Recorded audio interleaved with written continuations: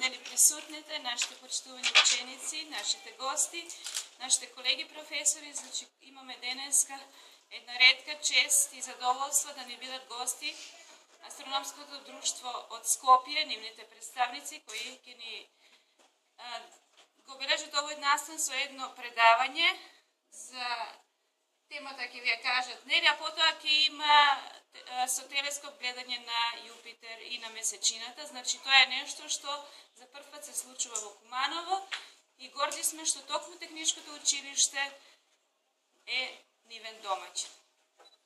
Победете.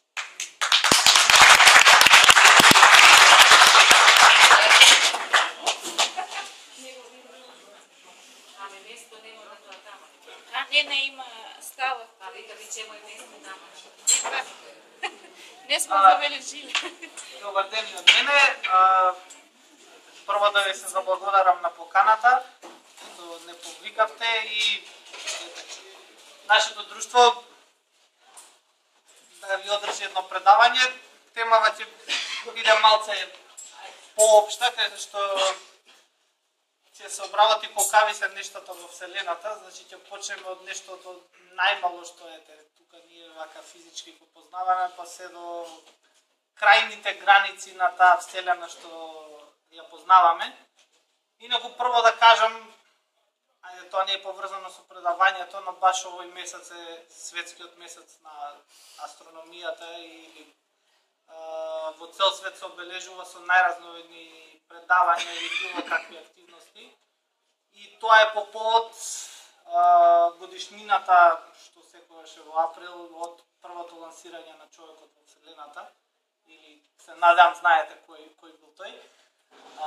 Јури Гагарин, кој што по прв пат на 12 април 1961 со својот вселенски брод Восток 1 полетал во Вселената и секоја година, значи по тој повод април е назначен како светскиот месец на астрономијата и најразновидни настани се случуваат. Зошто тој лет е како некој предзнак за развитокот на астрономијата и, да речем, зголемување на нашето знаење во однос на тоа што се случува надвор од нашата планета. А таа астрономија и сите тие вселенски истражувања придонеле да овие телефони кои што сега го снимаме предавањето или било што, најголем дел е баш поради тоа. Значи, колку работи имате што ги користите во секојдневниот живот, а се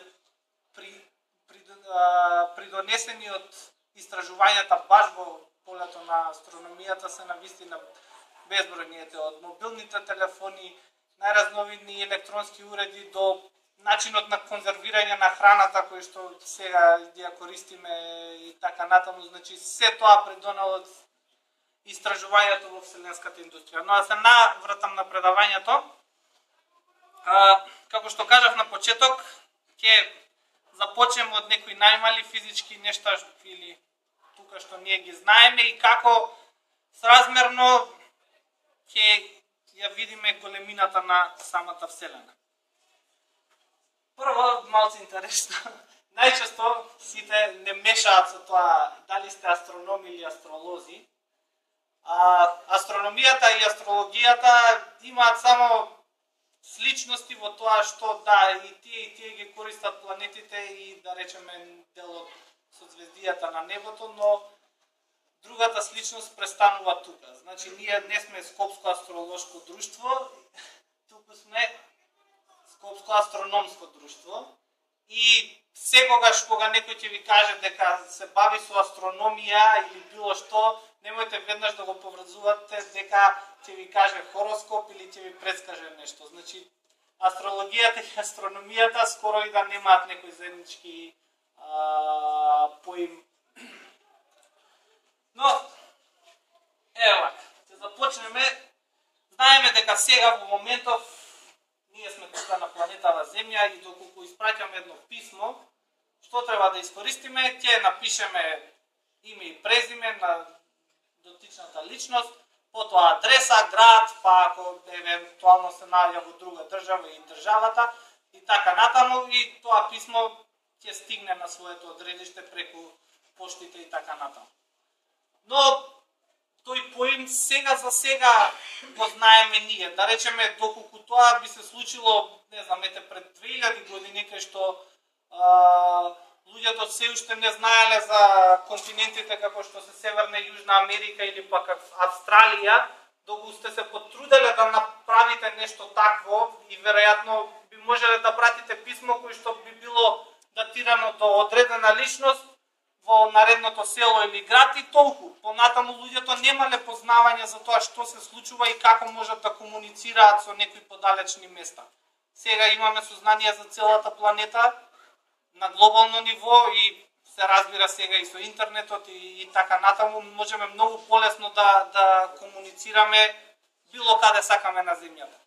Но да речеме, доколку понатаму се повеќе ја осознаваме Вселената, можеби за 1000 години ќе треба да пишуваме вакви адреси, ако сакаме да комуницираме со некои наши пријатели кои што се наоѓаат на друго место, дали во нашиот сончев систем, дали во некое околу поблиски звезди или пак во нашата галаксија. Така да може сите овие наставки да треба да ги пишувате на такви писма. Се разбира, технологијата сигурно ќе напредува, па тоа писмо ние што сега го знаеме како писмо можеби на различен начин ќе се праќа, но се разбира како што ние се развиваме, како се развива технологијата и нашето знаење и се надеваме дека ќе продолжиме и понатаму да ги истражуваме тие првично поблиските тела, планетите во нашиот сончев систем, а потоа и подалеку. Сега, како започнало сето тоа? Теоријата што сега е прифатлива за настанок на Вселената се вика Big Bang на англиски или пак на македонски сите овие преводи може да ги најдете. Иако ова последното големата експлозија најчесто се смета, сепак според мене и според нас астрономиве не било експлозија, иако терминот од англиски преведен bang ви звучи како експлозија, едноставно немало што да експлодира. Имало една супер густа точка која почнала да се шири и во однос на тоа како ние познаваме сега Вселената, значи буквално од таа точка почнала да се шири и настанала цела Вселена. Нашето познавање е тука, значи немало некаков медиум каде што може таа експлозија да се шири како што ние ја познаваме. За да има експлозија мора да има воздух и така натаму молекули кои што би го пренесле тоа. Значи едноставно само настанало ширење и веројатно многу посоодветни се горните поими кои што во зависност од литературата ќе ги најдете со различно име. Но од сето тоа ширење, сето таа материја, гледате само оној обоениот дел, се тоа што ние го познаваме, односно ние тоа што можеме да го видиме. Односно тоа е таа нормална материја од која што создадено се. И звездите, и планетите, меѓузвездената порашнина, се што е на планетите, вклучувајќи и нас. А овие останати делчиња, првиот дел е таа темна материја, која што сега пополека почнуваме да откриваме. Се уште многу малку знаеме за нејзи, од прилика зафаќа околу 26% од вкупниот универзум, а сето останато околу 68 до 70% е темна енергија. Што е темната енергија? Единствено како остаток од се тоа кое што и придонесува да знаеме дека Вселената е на тоа ниво како што е денес и како таа се шири, да речеме, живее понатаму. Поради тоа, теоретски е добиено дека таа е тој околу 70%, но се разбира се уште немаме начин за детекција. Се надеваме пак со развитокот на технологијата многу повеќе ќе осознаваме и за тоа поле, но се разбира да не ви кажувам премногу. Сега, ќе започнеме со сончевиот систем и презентацијата иде така да видите големината на нашиот сончев систем, но кога тој сончев систем ќе го намалиме за отприлика 1 милион пати. Нашето сонце има диаметар од 1,4 милиони километри. И се разбира најголемото тело во сончевиот систем, како што гледате на фотографијата, и понатаму сразмерно од прилика ви се прикажани сите планети. Се надевам дека во учебниците сега тоа не знам како е запишано, но колку планети има официјално сега во сончевиот систем? Добро, 8. Се надевам дека точно стои, значи од 2006 година номенклатурата на планетите е таква да имаме 8 планети во сончевиот систем и уште 5 планети кои што сега се во друга категорија, во која што потпаѓа и таа 9-та планета што беше претходно Плутон. Но мислам дека има понатаму еден слайд кај што да, еве. Тука значи ги имаме овие 8 планети што се горе. Првите 4 се тие планети од земјен тип или карпести планети, Меркур, Венера, Земја и Марс. И вторите 4 се гасовитите планети, Јупитер, Сатурн, Уран и Нептун. Но, како што кажав, од 2006 година имаме уште една номенклатура, во кој што сега моментално се вметнати 5 тела. Прво е најголемиот поранешен астероид што беше во астероидниот појас помеѓу Марс и Јупитер, Церера, Плутон, Хаумеа, Маке и Ерида. Значи, последниот најдалечното тело за кое што моментално знаеме во нашиот сончев систем како такво. Иако се претпоставува дека во тој регион, каде што се сите овие планети, има уште многу такви тела, се разбира понатаму како ќе ги откриваме. Веројатно таа групација на џуџести планети многу повеќе ќе расте и поради тоа астрономите малку сакаат да олеснат работата и да не комплицираат, а и тие тела има многу различни орбити, различен, да речам, настанок, па така ги одвоија од останативе поголеми тела. Ако ги вметнеа и нив како планети, да не речам за едно 20 години може да имавме едно 100 планети во сончевиот систем, така да ако требаше по физика или географија да почнете да ги кажувате, сигурно еден час ќе ви требаше. Добро. Сега. Како ќе го представиме сончевиот систем? Сега, оваа презентација малце намената се однесува на Скопје, но се надевам колку толку го познавате централното градско подрачје и Скопје, па релативно ќе ви биде малку јасно. Значи, ќе ги земеме димензиите да Сонцето, како што кажав претходно, го намалиме за 1 милион пати. Од тие 1,4 милиони километри добиваме 1,4 метри, што отприлика е волку, како што јас од еден крај до друг крај на рацете. Значи, имам една толкава топка и таа би била сега кај што се наоѓа фонтаната со воинот на коњ, како што го нарекува.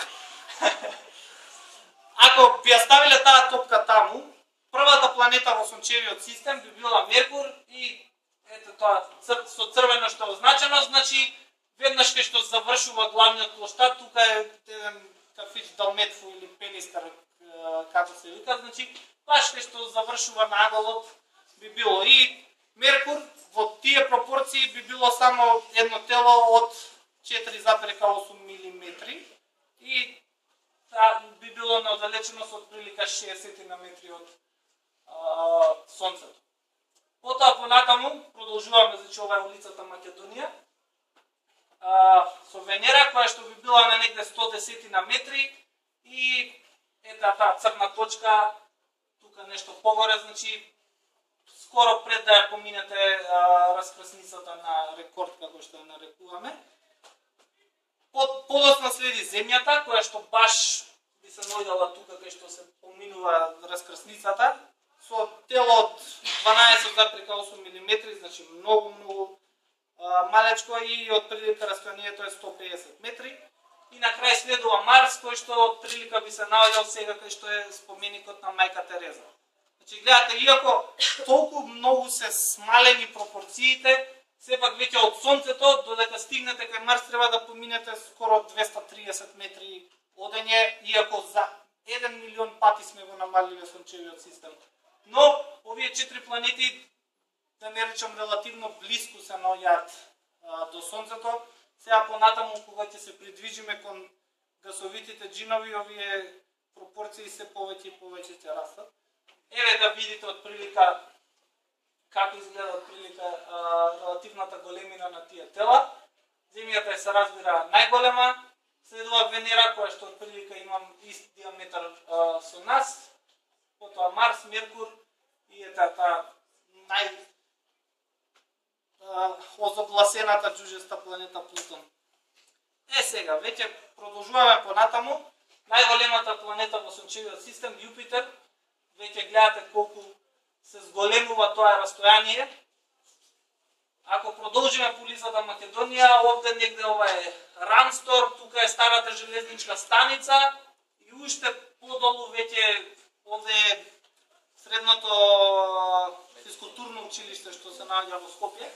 Но се повлечете, веќе таа растојание е 782 метри и Јупитер би било најголемото тело со 104 нешто милиметри. Ево уште еднаш прилика кај би се наоѓал, таму горе. Црвеното е зградата на МВР во Скопје.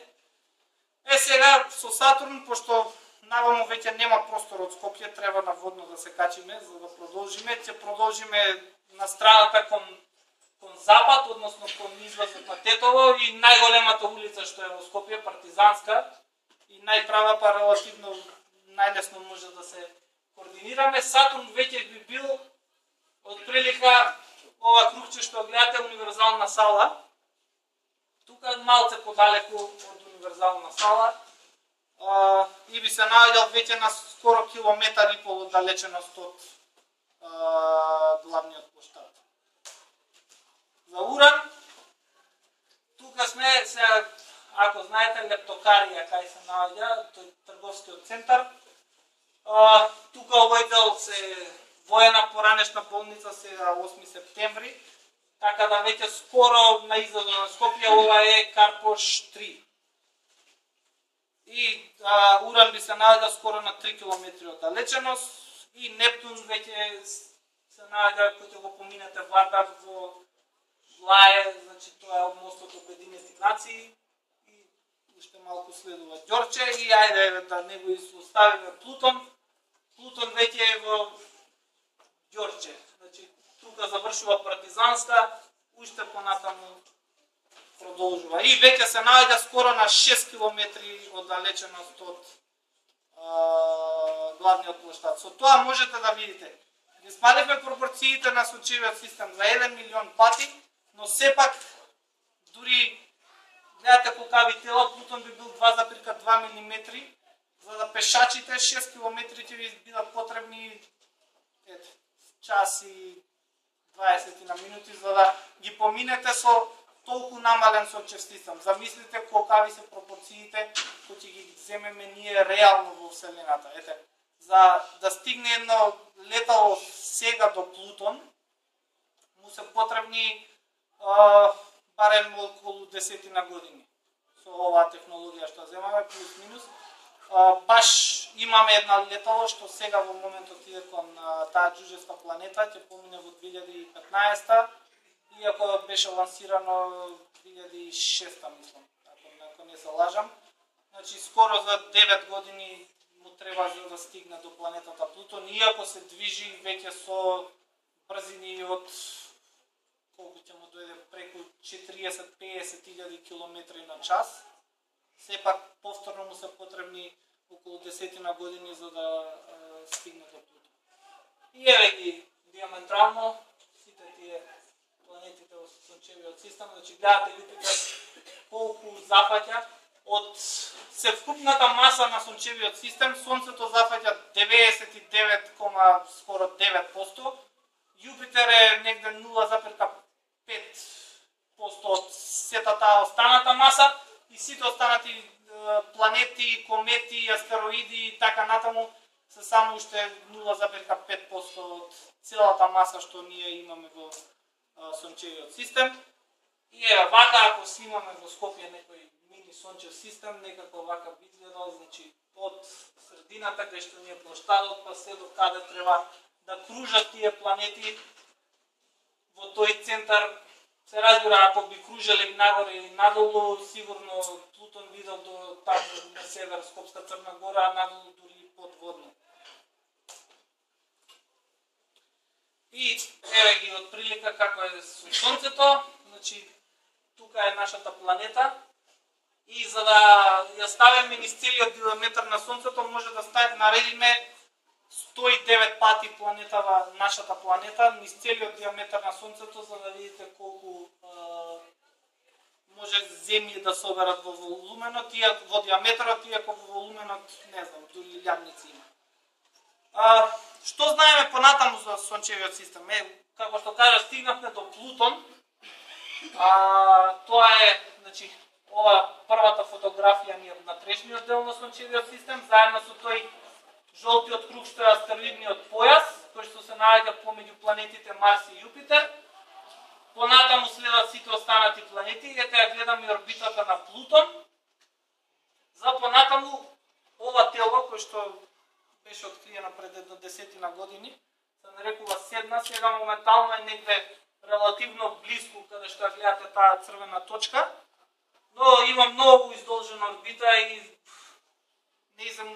треба околу, ако не грешам точно, околу 20.000 години за да направи една орбита околу нашето Сонце. И крајниот раб на Сончевиот систем, ако ете тоа е орбитата на ова тело што се нарекува Седна, го земаме тој Оортов облак, така се нарекува, од каде што доаѓаат најголем дел од долгопериодичните комети. Не знам дали слушнавте, пред скоро од прилика месец дена на нашето небо имаше една комета, која што дури ние ја наблюдувавме и фотографиравме.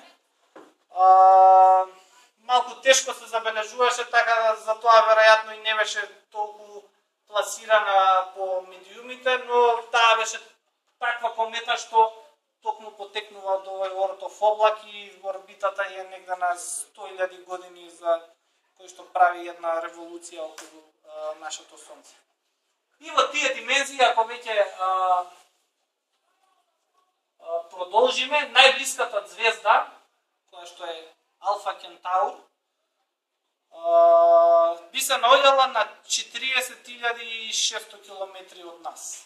Значи, веќе тоа би било отприлика како цел обем, еве вака како кругот да го направите околу целата наша земја, или пак прилика 3 пати диаметарот на земјата, кој што е 12.756 км, да го стави.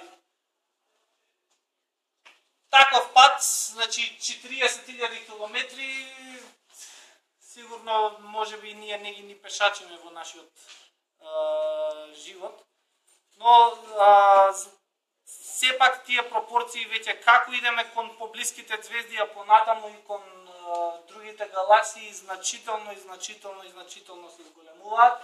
Сириус, која што е најсветлата звезда на нашето небо, значи уште една корекција, ако се уште има во учебниците, Северница не е најсветлата звезда на небото, значи таа е звездата Сириус.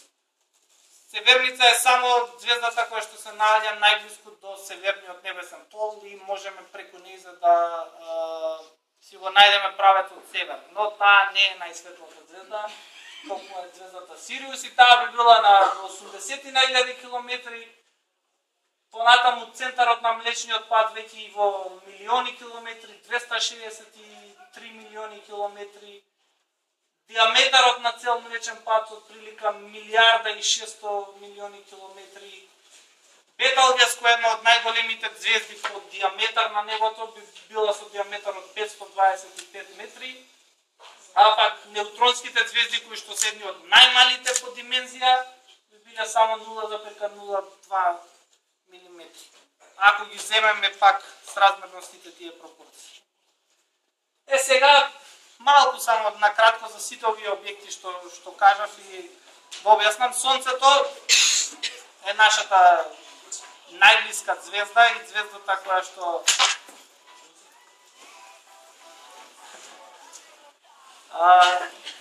е причинител и фактор за животот на нашата планета. Значи, доколку не би постоело Сонцето, веројатно би цел жив свет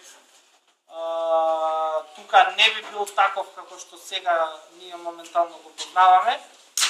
како и сите звезди, и Сонцето си има свој животен век. Иако тоа, ако ќе го споредиме со човечкиот животен век, е навистина огромен. Сонцето до сега, од прилика од својот настанок, има поминато 4,5 милиарди години и од прилика уште толку и ќе живее. Така да не треба да се грижиме воопшто дека нешто барем од Сонцето ќе ни се случи.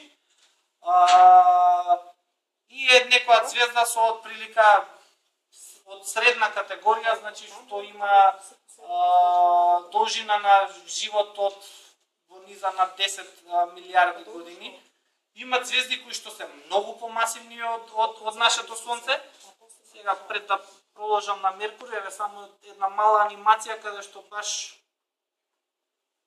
ќе ги видиме големините на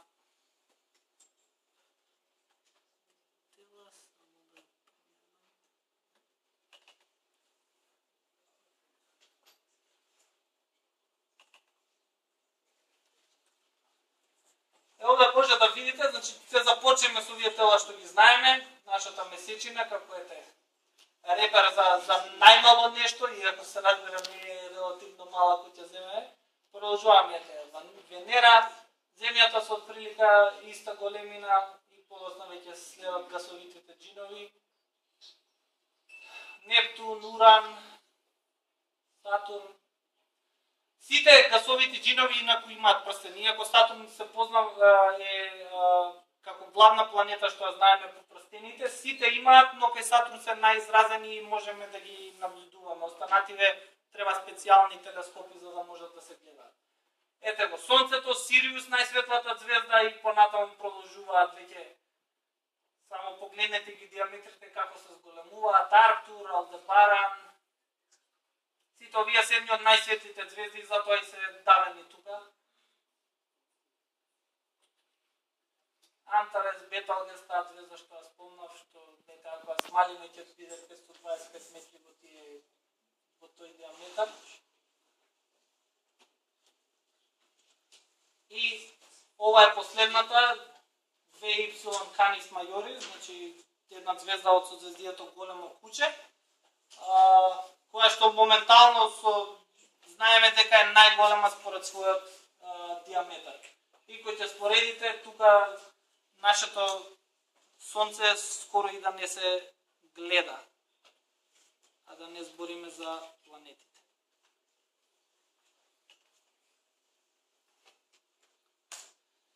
Идеме на Меркур, најблиската планета до Сонцето. Карактеристично за Меркур е тоа што е планета која што, иако е толку мала,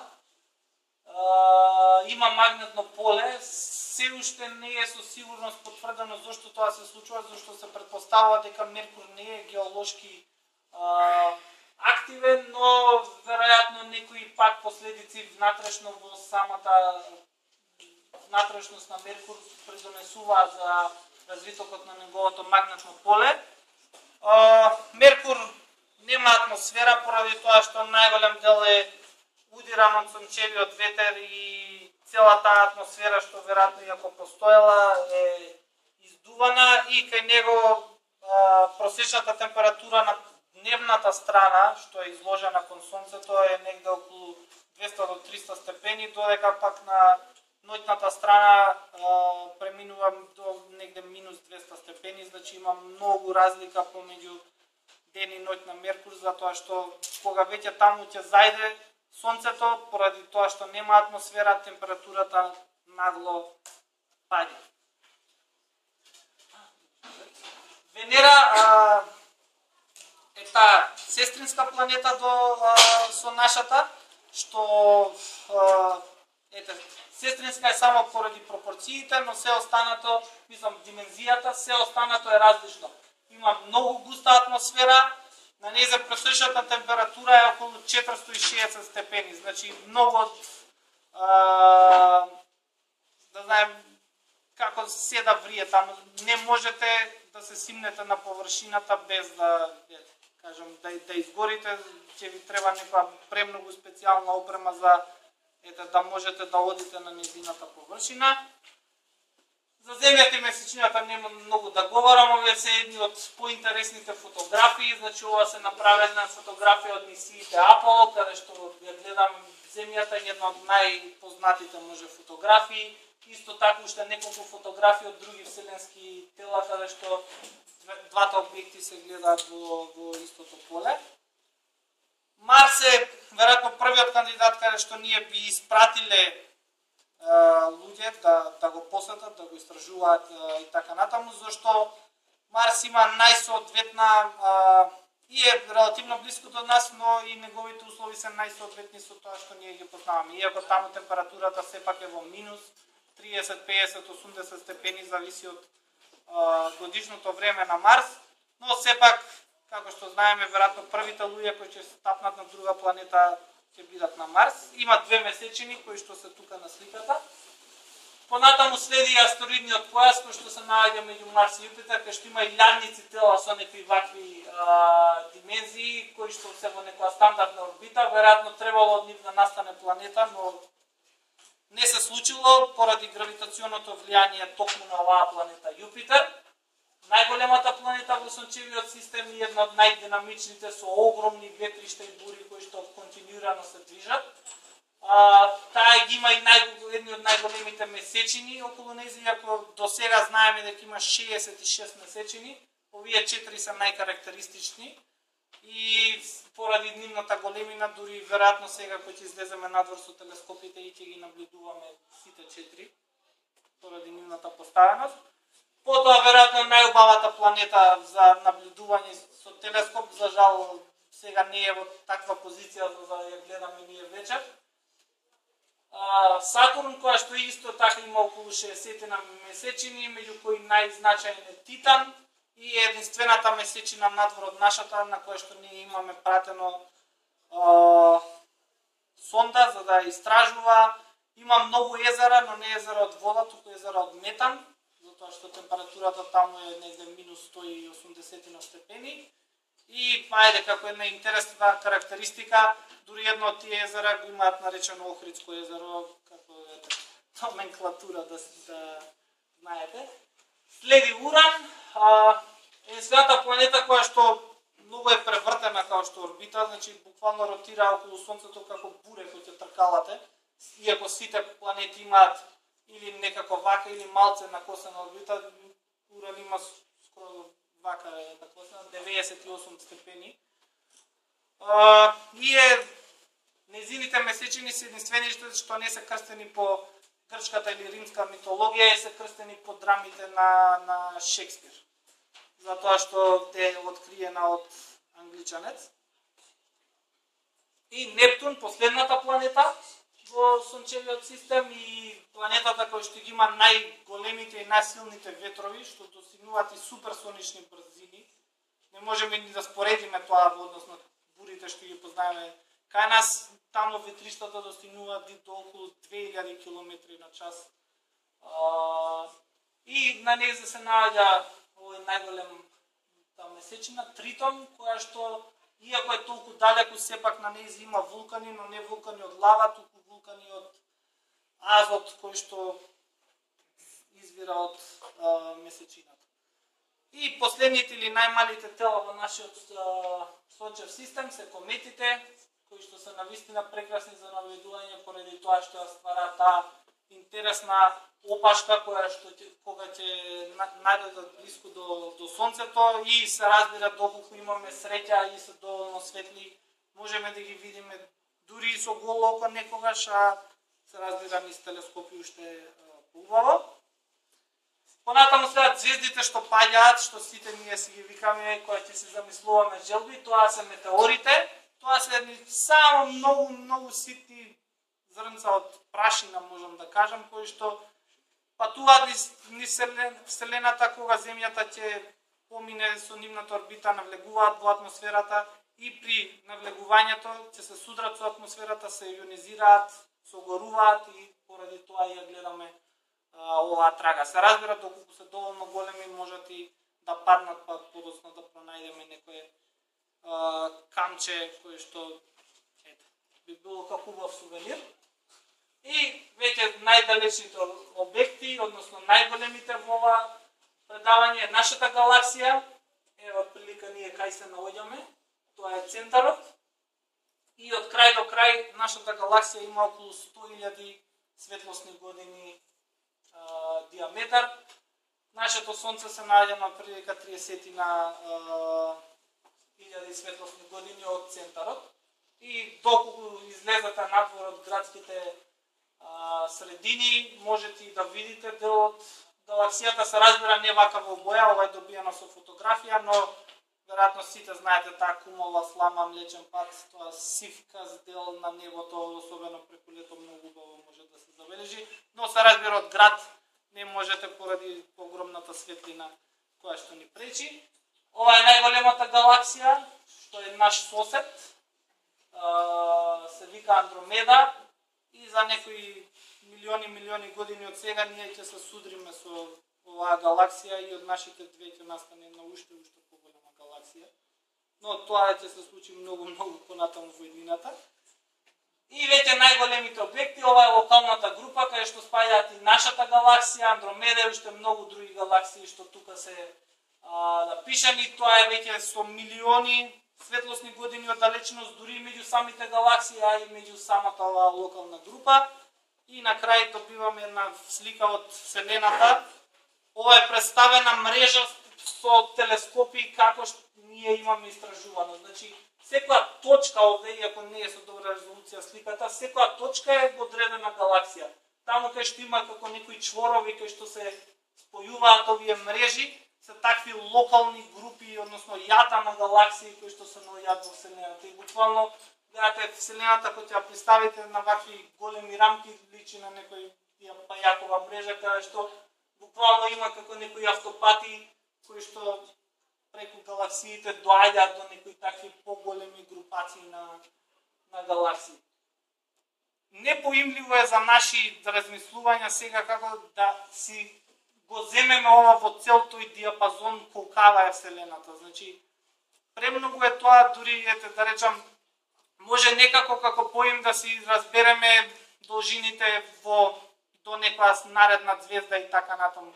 Веќе се останато како поим во неколку илјади светлосни години или пак понатаму, на вистина такви пропорции не можеме да ги доловиме како такви. Значи, останува на нас да истражуваме Вселената, да, особено на вас, доколку имате желба за нешто такво, особено околу техничките науки, продолжете, па се надеваме дека некој од вас ќе стане некој следен астроном и малце ќе ни ја развесели астрономијата во државата, па да се направи некоја обсерваторија и така натаму. Верувајте, се останува на вашиот труд и залагање. И јас, иако не сум ни физичар, туку сум економист по професија, астрономијата ми е хоби и некоја пасија, но преку сите тие залагања сум постигнал барем нешто, колку толку, ако ништо да се сретнам со астронаути кои што биле во Вселената. Се разбира, желба ми е да отидам, но за тоа многу понатаму треба да се учи и да се напредува. Но тоа се останува на вас. Гледајте желбите, немојте да ги оставате да ви бидат само желби. Но ништо не паѓа од небо, треба и малце да се потрудите за да го постигнете тоа што го сакате. Тоа е една моја порака кон вас. Сега не знам, ако сакате некое прашање или пак да пуштам некои слики од Аврората. Да, добро. Па после ќе идеме надвор да гледаме. Да, кратко ќе... Sad imamo baranje,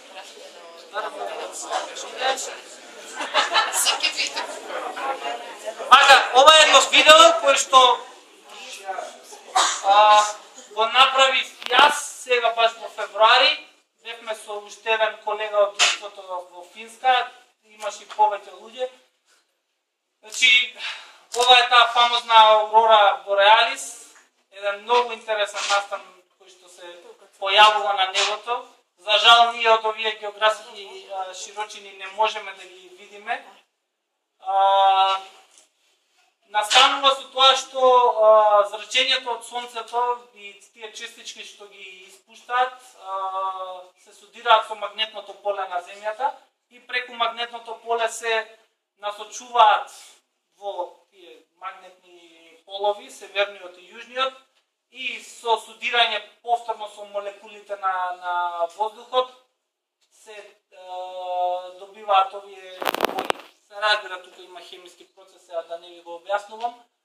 Навистина е спектакуларно, уште поспектакуларно од тоа што изгледа вака на видео или на фотографија, затоа што ова што вака дури овде гледате дека се придвижува, таму се придвижува на секоја пола секунда или секунда, добивате најразлична слика и не може да се спореди со ништо тука што ние го познаваме како такво, да го објаснам со некој атмосферски или пак некако визуелен феномен. Навистина, ето особено овде најубаво може да се гледа колку навистина брзо се движи и имате впечаток дека, не знам, надоаѓа нешто што ми е тотално не го познаваме од Вселената. Ево уште некоја фотографија покрај тоа што го гледавме видеото.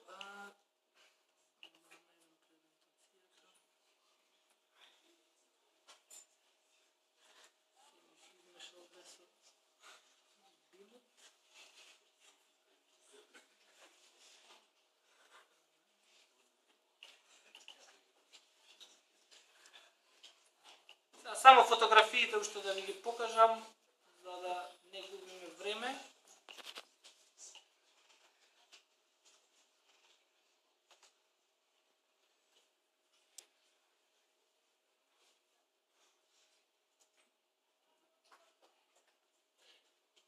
Значи, ете, така, буквално, најчесто се појавува оваа зеленкаста боја која што можете да видите, тоа е пак поради судирање со разни молекули на воздухот. Најчесто е зеленкаста, но може да се јават и други бои, еве како овде гледаме некоја виолетова или црвенкаста боја. И тие се јавуваат тие под црвенкастите бои повисоко во атмосферата. Ете гледате тука пейзажите се спектакуларни, за тоа да не ни говорам. Буквално ова смрзнато езеро се разбира, гледате брод, ние стоиме на него, значи толку беше ладно и смрзнато, но кога ја видите аурората не ни мислите на студот, зашто е нешто незамисливо. Ето уште некоја фотографија, сите овие се на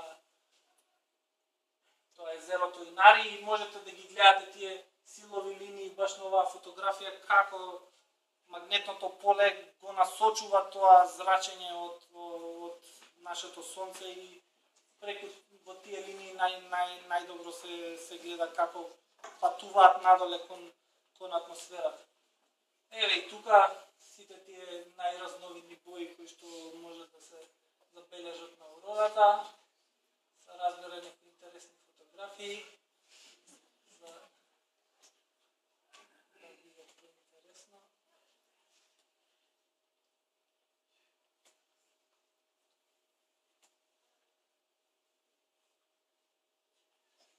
Оваа фотографија. Тука горната фотографија е скоро 270 степени. Сега не знам дали убаво забележувате, го гледате лакот на аурората кој што од прилика тука моментално е околу 100-120 степени, што би значило се гледа ако вака застанам од негде таму до негде таму. Цел тој дел вака пред мене би бил со аурора. А тој останатиот полукруг што дојде негде од средината на аурората, па се тука негде до шумата, и ако не се познава добро, е баш Млечниот пат. И таа цела слика е отприлика 300 степени, значи скоро цело јаво вака земам пред мене. Една фотографија се разбира, тоа е спојувано од многу повеќе фотографии кои што подоцна се направени за да се добие оваа панорама. Сега да не продолжувам, ове се слики со сите тие пейзажи, тука е температурата и како возиме по некои снежни предели, ете тука со некои машини кои што навистина личеа како дел од Star Wars, Star Trek и како да сте на некоја друга планета буквално, особено со зелената светлина што е над вас. И таа цела група на учесници кои што бевме таму за да го гледаме спектакл и ова бар за мене лично ми е најубавата фотографија кај што ете јас технички ја изведов така да се добие баш како да имаме една планета која што има аурората, пак ова е се разбира вистинска фотографија, само е превиткана за да личи вака како планета и да имате цело звездано небо наоколу и плюс аурората. Тоа е тоа, ако сакате повеќе да прочитате, посетете го нашиот сајт и укуцете таму во потрага по аурората. Ќе видите уште повеќе фотографии и цел текст каде што е објаснето цело тоа патување. Сега да ве поканам надвор, се надевам дека се разветри и ќе ги гледаме планетите. Нямам прашање, како смејате на 32 степени да ги направите тие фотографии?